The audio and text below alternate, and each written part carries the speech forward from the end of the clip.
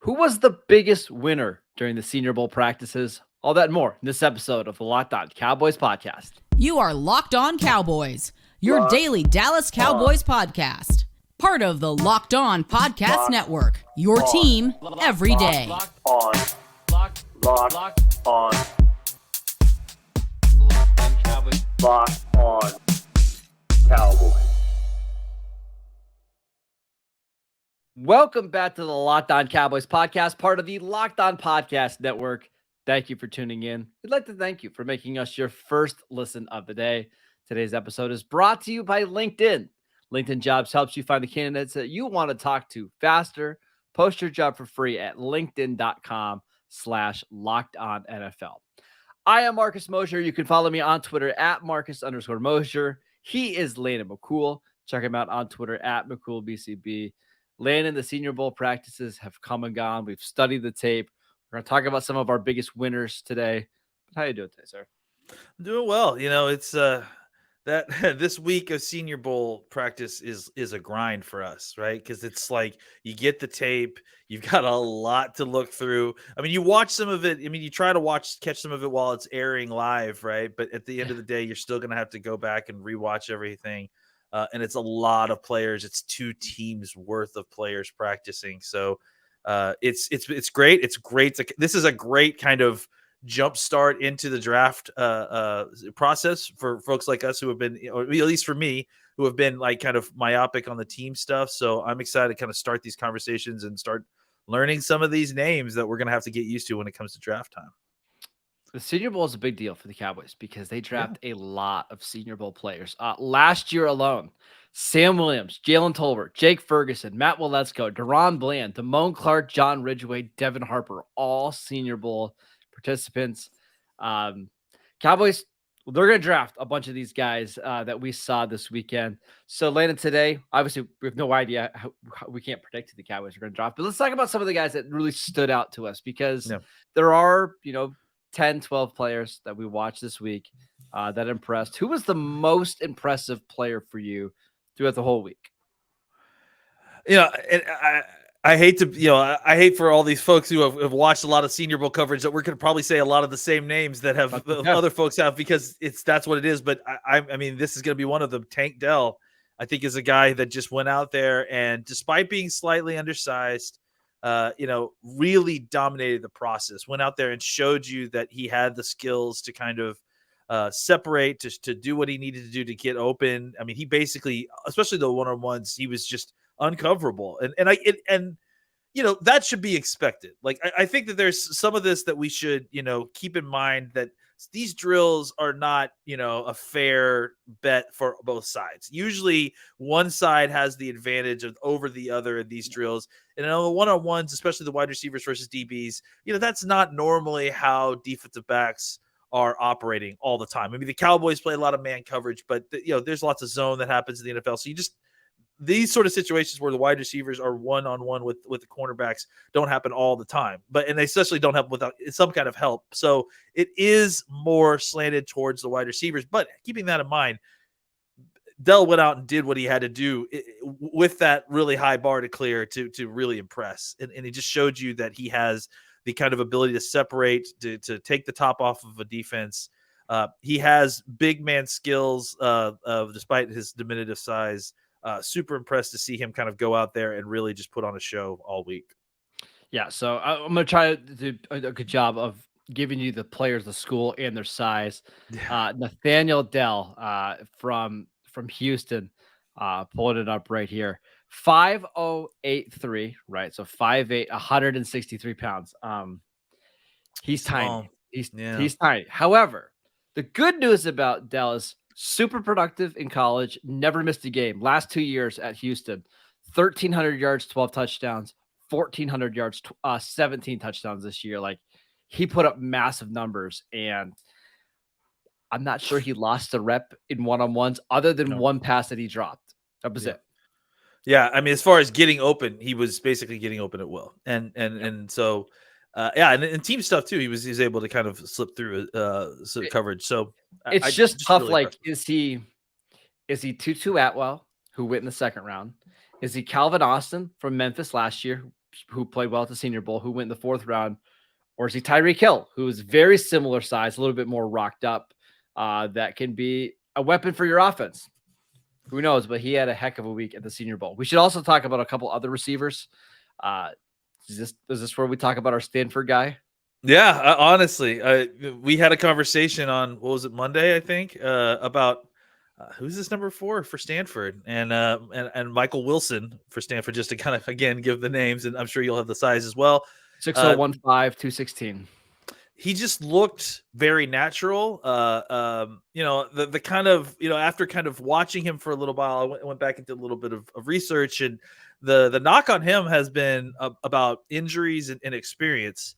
And I'll tell you this, that I thought he looked very polished for a guy that doesn't have a ton of experience. His routes were very crisp. He's explosive out of his cuts. He definitely looks like he has the speed that's required, body control. He's physical. He's strong.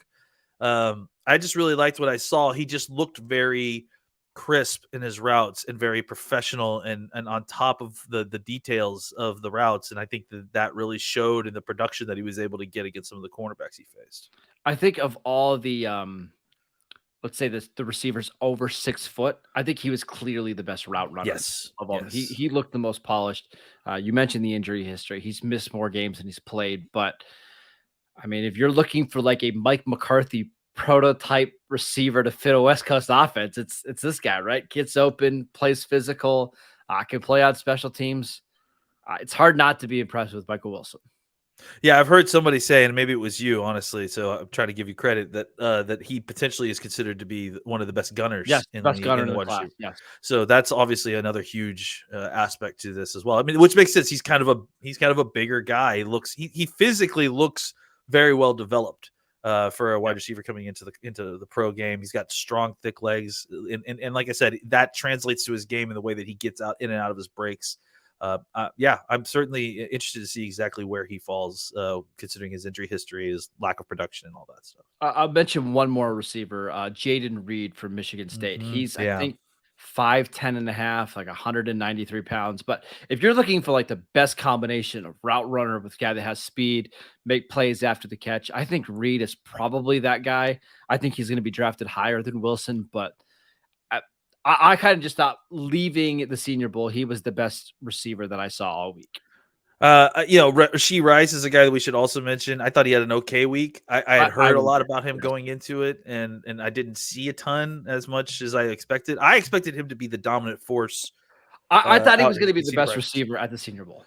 Me too. That wasn't exactly what I saw. It wasn't a bad week, but I think he's worth mentioning here. The only other wide receiver I thought of worth mentioning was Xavier Hutchinson from Iowa State. Has a couple of really nice catches, especially in team. And I thought that he, size, good combination of all the things that you're looking for. Not exceptional, it didn't seem like, in any one area, but just seemed very polished and knew what he was doing and reliable in a way that some of these other wide receivers weren't. Yep. It seemed like. Again, Xavier Hutchinson from Iowa State, prototype receiver from Mike McCarthy, 6'2", 207 pounds, physical, can make plays after the catch, just not super twitchy at all. No. Right? So everything's going to be contested, but he's been that way his whole life. So there's the receivers.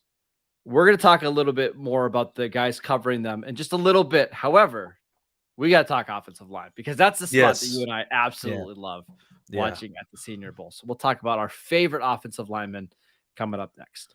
Today's episode is brought to you by LinkedIn. As a small business owner or hiring manager, you know that success in 2023 all depends on the team members you surround yourself with. That's why you have to check out LinkedIn Jobs. With LinkedIn Jobs, you can hire qualified candidates more efficiently by matching open roles with people who have the skills, values, and experience to help you achieve your goals. LinkedIn Jobs helps you quickly attract qualified candidates to your open jobs with their targeting tools. They go beyond just resume data by using insights from your job post, company, and the 875 million member profiles to put your post in front of the most qualified candidates. Identify those most qualified candidates on LinkedIn Jobs and connect them fast and for free. LinkedIn Jobs makes it easy to screen and rate applicants based on your job qualifications, all in one platform. It's why small businesses rate LinkedIn Jobs #1 in delivering quality hires versus leading competitors.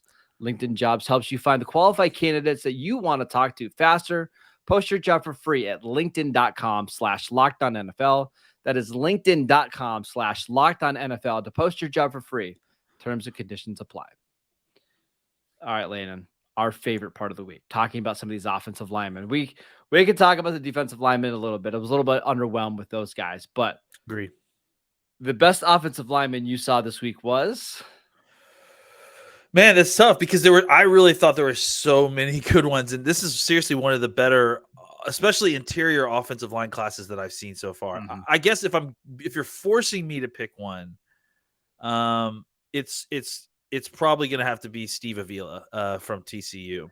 See, and that would be a surprise because I think, not that I'm not disagreeing with you, but most people think that Osiris Torrance, the guard from Florida, who happened to be on the same team, really was the best offensive lineman. Was this better week. than I don't think Avila? they're wrong, but yeah, Torrance is definitely on my list. Like Yeah. I have a list of 4 guys who I was super, super impressed with, and he's Avila, Torrance, the Minnesota center, Schmitz, Yes. and then John Michael Schmitz. and then one more guy I can't remember off the top of my head, offensive lineman, but I thought Bergeron, I think, is who it was. Oh yeah, we'll get to Bergeron. I love. I thought that Avila, I mean, just really, really looks the part. You know, like he looks ready-made to just plop right in and start at guard. He's kind of a shorter player. I think he's probably 6'2", 6'3", as opposed to 6'4", 6'5". I got it right here. Yeah, give me 6031, 332. Yeah, that's what I was just gonna say. 330 plus at 6'3", like that. That's guard. That's a guard right there.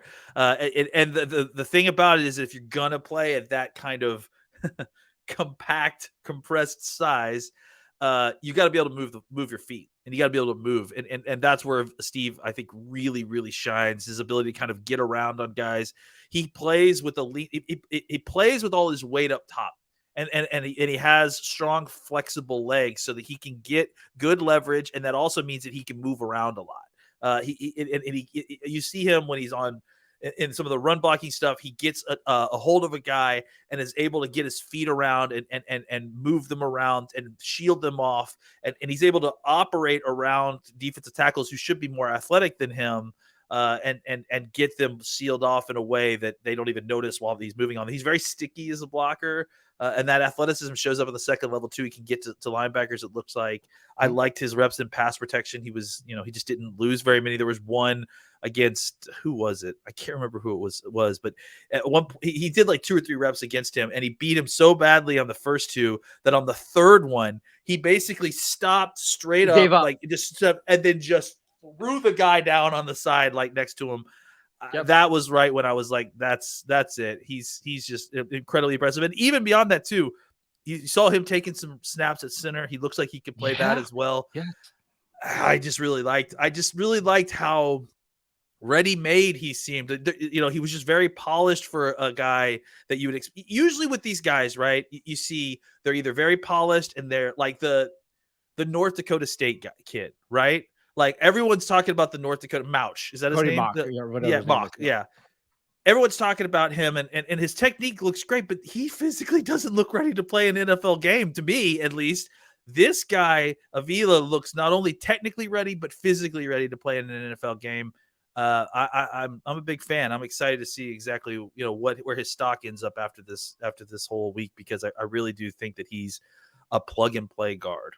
Yeah, he reminded me a lot of Gabe Jackson, who played with the Raiders for a while at guard, and actually played in Seattle for a little bit with our new offensive line coach. So my question for you is, with the Cowboys using so much, at least we think, a lot of inside zone, a lot of zone concepts, do you think they're going to be open to some of these bigger guards like our guy Steve from TCU? Because you would think Mike McCarthy is generally like the smaller, athletic pass pro guys.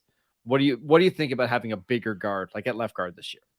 Yeah, I think that you can get away with a bigger guard if they have the kind of physical ability to get to the second level and do the things that you need in a zone, in a wide zone. And honestly, the stuff that I was just talking about are exactly the kind of skills you need to see from a guard in a zone system, right? Can he reach the three technique on the backside, get in front of him and turn him around and get his feet like shielding off. And that's the kind of stuff that you saw him doing in some of these run practice drills. So I do think that he can be a fit. I do agree that generally speaking, it's probably you're not wanting the 350-pound guard who is plotting and is just like going to lean on guys to be in your zone system. But if you can find a guy like Avila who is got good size to him, he carries the weight well, and he has great feet, that could be a fit for that kind of system for sure. We need to come up with like a secret way of telling people that the Cowboys like certain prospects. I'm kind of spoiling it, but I think you just did. If we just happen to mention that we need to come up with a secret way to let you guys know the Cowboys prospect, that means the prospect. Keep an eye on these guys. Yeah, maybe that's a good. I would keep an eye on the TCU offensive guard. How about that? I mean, absolutely sounds great to me because I definitely like him, and I'm glad to hear that there is a potential that maybe the Cowboys like him. Just maybe. Osiris Torrance, the Florida guard, I thought he was really good. Honestly, there was I don't know if he lost a rep this week at guard. Like, he was so good. So you're picking nits between these two guys a little bit.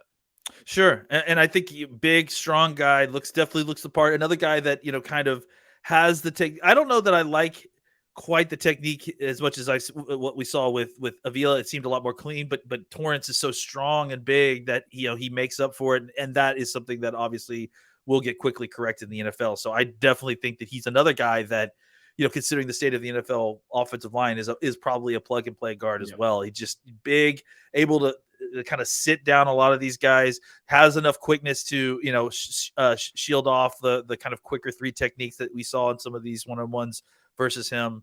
He had a really good week. I went in, with alert on him, and he didn't disappoint.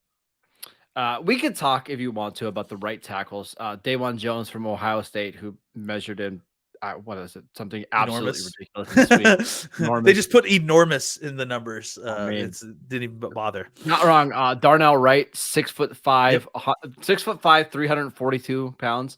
Mm-hmm. Quite a bit smaller. I'm sure he's never been called small in his life, but smaller than Dawan Jones. He had a good week. Yeah. I don't know how much interest the Cowboys are going to have in a tackle in this draft, because they've got a lot at this point. Yeah. So I do want to mention really quickly, Matthew Bergeron, a Syracuse offensive lineman. Yeah. One of the guys that I really liked, he played left tackle this week. I thought he had a good week. I wouldn't be surprised if he also gets some looks at guard. But is there any tackles you saw that stood out to you? I did want to throw out Olsen Olatuna,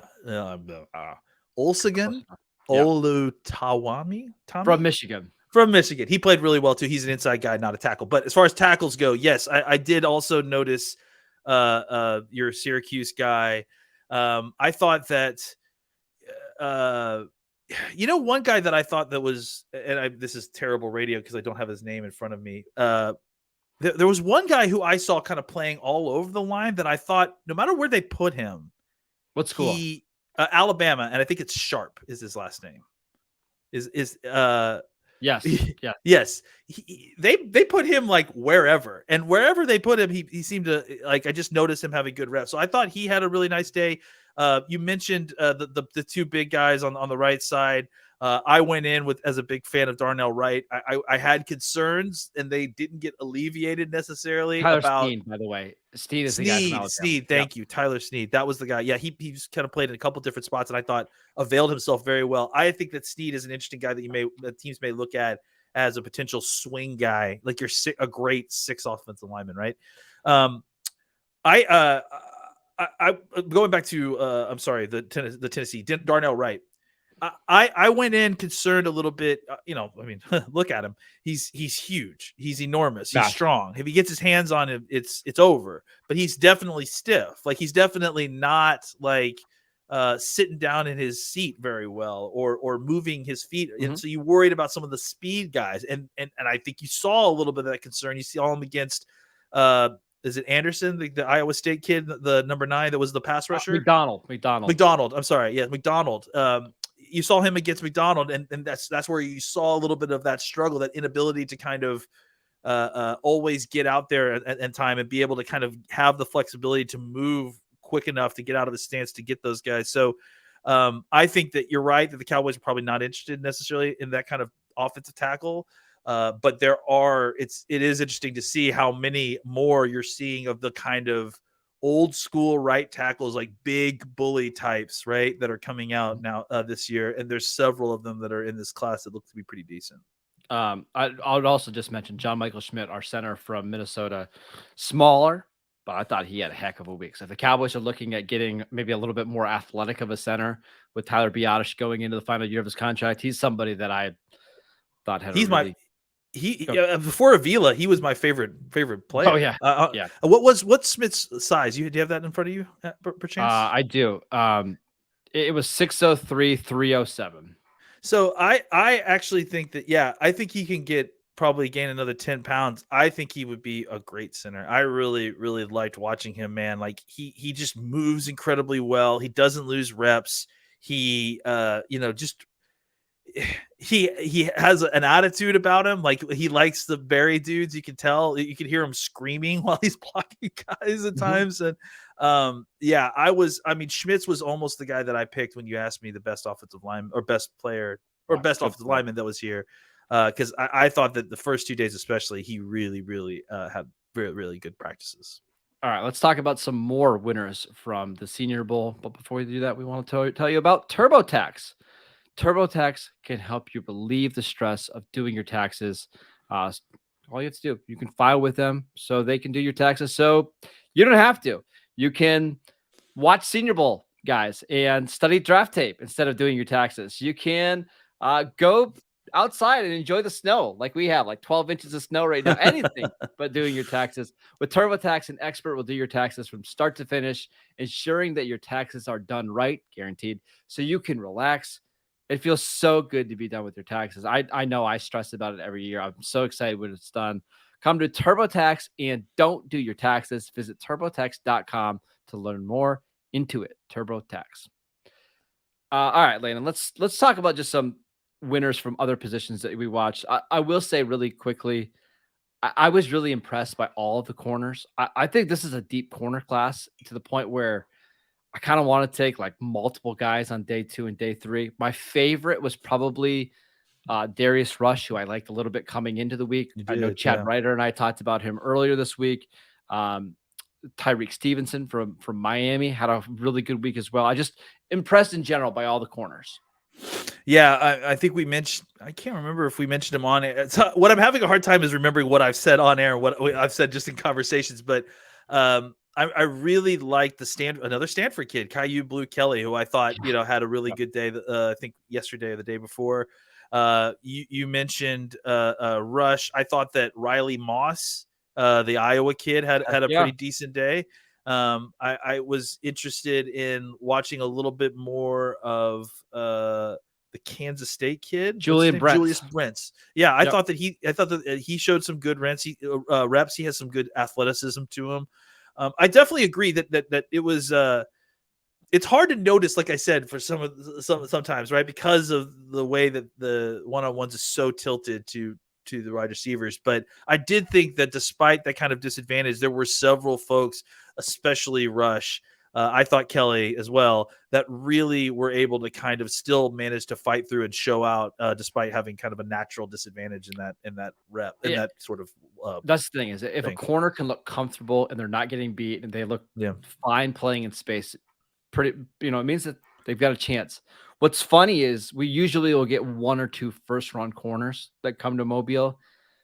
Just by looking at like big boards now, it looks like the top 7 corners were all underclassmen. So all these guys are seniors that are probably going to be drafted outside the top 40. And if you're a team like the Cowboys that already has a number 1 corner in Diggs, you've got a couple other guys like Bland, Jordan Lewis, and you're just looking for depth, this is a killer class for you. Like this is perfect for Dan Quinn and Dallas. Yeah, absolutely. I mean, and that, like you mentioned, it's not even just that the room is deep. It's deep with the kind of corners that we like, the big guys, so long arms, that sort of thing. So, yeah, definitely an opportunity for the Cowboys to kind of fill out that depth chart a little bit further. And yeah, like you mentioned, because it's deep, you don't necessarily feel like you got to go Joey Porter at 26. You could let the draft kind of fall to you a little bit and still pick up a guy who could be competing for a starting spot maybe even in the 3rd or 4th round. So I do think that you should. The good news for the Cowboys is it's a position they probably need a draft, and it seems to be a lot of depth of the kind of players that they like at the position. All right, we have a couple of minutes left. We've been very positive on the show so far. I saw today that the MVP of practice today was Wisconsin defensive tackle Keanu Benton, who was named, I think he was the MVP of the week. You're gonna do Had a this to good me. week pass rushing one-on-one. Yeah. Landon, what are your thoughts? Look, I think this is a tough thing. This is a tough week to evaluate defensive tackles. And my concern is that going into this practice, and again, I'm not trying to say that I'm down on Benton necessarily, but my concerns were not quelled. And frankly, I think the Senior Bowl just kind of highlighted exactly what you see on tape in a large degree, whereas he's a big, strong guy who in one-on-one passing situations can find a way to win for sure. But my concern is that he's a nose tackle. And so the vast majority of his job is going to be about taking on double teams. And if you go and watch some of the run fit practice stuff that in the Senior Bowl practices, not just the one-on-ones, not just the pass rush, if you go and watch some of his tape as well, I don't know how great he is as a run defender, whether it's fighting off double teams or just fighting off single blocks. I mentioned my guy. I'm gonna try this again. Olusegun Tatimi, Close. The Michigan, so not close. The Michigan center. And if you go watch those reps that they had against each other in run fits, like he was kicking his butt up and down the field. So I like him a lot, but I have concerns that we're all paying too much attention to the flash at a position that is not all about flash very much at all, honestly. So that's my concern with that specific player. So one really nerdy thing that I did this weekend, I went and looked for the last 10 years at some of the best draft nicks that we have. And I went and read their old reports on winners and losers from the Senior Bowl. And what I've seen is a lot of the guys that were considered winners from the quarterback, wide receiver, and cornerback positions all translated pretty well to the NFL. I was reading about Dane talking about Deebo Samuel, who had an awesome Senior Bowl. You go look at defensive tackles. I'm just going to read you some of the names that were consensus winners over the last 2 or 3 years. Or actually, sorry, the last 7 years. Vernon Butler, Eddie Vanderdoes, Dayton Jones, Perion Winfrey, Jihad Ward. A lot of these guys that win in some of these one-on-one drills doesn't necessarily translate because they have so much space. They can try moves that they would never be able to try in an NFL game. It is the one position where the tape matters so much more than what we see in 6 one-on-one reps in Mobile. Yeah, I mean, because the offensive linemen are, reliant on the group. They're reliant on their technique within the group. And now you're taking the group away from them, and it's about which one of you is a more physical specimen, the offensive lineman or the defensive lineman, which all defensive linemen is athletic. Right, they're the most athletic people maybe on the planet. It's also not fair to a center. A center's never really going to block a pass rushing 3 technique one-on-one all that often by themselves. And they're certainly going to have a full week to study all of, their favorite moves and what they like to do. Just don't get carried away with how they perform. That's what I'm at, right? Is that I guess I'm not saying that Benton had a bad week of practice. I don't think anybody could say that. But what I am saying is that I don't think we saw anything out of Benton that we didn't see on tape, except now we're hyping up the part of his game that is going to be the least used part of his game, and least translatable to what actually happens to his game once he hits an NFL field. That's my main concern. Yeah. Remember when Carl Davis from Iowa went to the Senior Bowl and had a big week because he won a cup? I mean, honestly, just be careful here is all we're saying. So I mean, if Benton gets to go one-on-one with 285-pound centers for his entire career in an untimed pass rush rep, then sign me up. But if we're playing a game where he's getting double teamed or he's getting blocked from his side when he's not aware of it, I still have yet to see the kind of effort that we need from a nose tackle doing that kind of thing. All right, that is it for today's show. Thank you guys for tuning in, and thank you for making Locked On Cowboys your first listen every day. Subscribe to the Locked On NFL podcast and get daily conversations on the biggest NFL stories, plus in-depth analysis on the biggest games with NFL key predictions every Friday. And on Monday, local insiders cover the weekend with game-to-game episodes. Locked On NFL, available on YouTube and wherever you get your podcasts, all the same places that you get the Locked On Cowboys podcast. Go follow Landon on Twitter at McCoolBCB. I'm at Marcus_Mosher. Enjoy your first football-free Sunday since August. Go hang out with your family. Go play PlayStation 2 like I'm going to do this weekend. We'll see you guys next time.